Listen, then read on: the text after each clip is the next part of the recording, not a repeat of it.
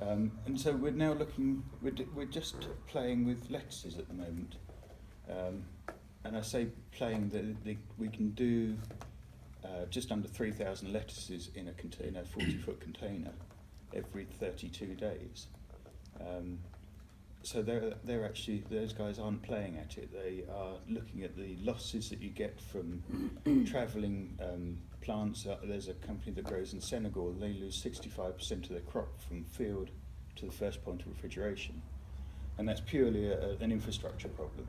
But then they've got to travel from Senegal and they lose some more. So they may as well pack a warehouse in Surrey from floor to ceiling with these, and they're going to get the same sort of crop for the same effort. But what they'll get is clean consistency. So they know at the moment they've got rooms full of people who are planning ahead on when to plant seeds to then go through the process with a massive contingency to grow them and get them on the shelves in time. So we can actually guarantee every crop will be exactly the same time. It will come off clean. There's no slugs in it. There's no interesting wiggies and buggies. But they then can supply the supermarkets with a very consistent product. And especially for the products that go on into food production, where they're then put through cutting machines and harvesting machines and that sort of thing.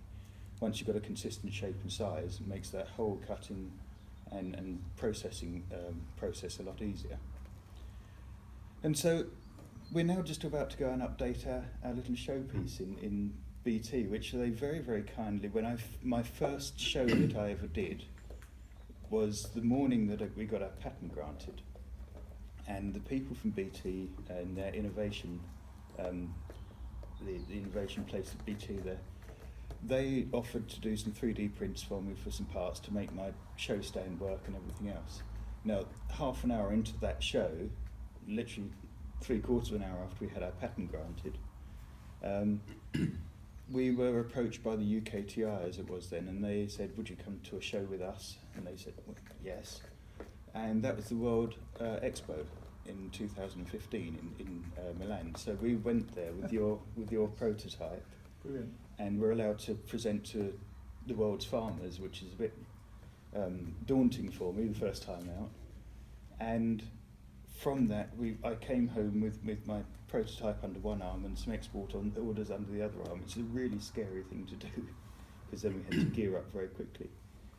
But it can all happen really quickly, and it's on the stroke of a pen, as we were saying earlier. And literally with the problems in Spain with the lettuces and the courgettes and everything else just disappearing off the shelf, this is starting to look like a very, very viable way to start getting amazing quality veg on the shelf, but actually with virtually zero food miles, because we're growing very locally, very low carbon in its footprint, because it's using a lot less resources. And for a lot of farmers now, they're looking at a second son of a 600-acre farm is almost certainly going to be unemployed. So we can actually grab those guys before they disappear off, and we lose farmers when we're running out of food. We can get those guys that aren't going to get the land, but they can get a big industrial unit and start growing. They can still grow as well as everybody else, but they're going to be the ones making the profit. So that's where we are at the moment. We're looking for lots of different ventures at the moment, and with we're being very flexible with our design. So, and because we're at the stage where we can be, so we're now looking for other people to team up with, joint ventures, interesting projects, people who want to diversify. So, and we've done farming innovation shows and that sort of thing, and we're starting to actually do some really nice business with some lovely small farms. So even the more sort of boutique level farms, and there is actually another person doing oils and fragrant oils. And again, with the lights, we just turn the UV up on that, and the plants will start producing a lot more oil. They produce in their own suntan lotion. So you just give them the right triggers, and you can create that sort of situation for those plants.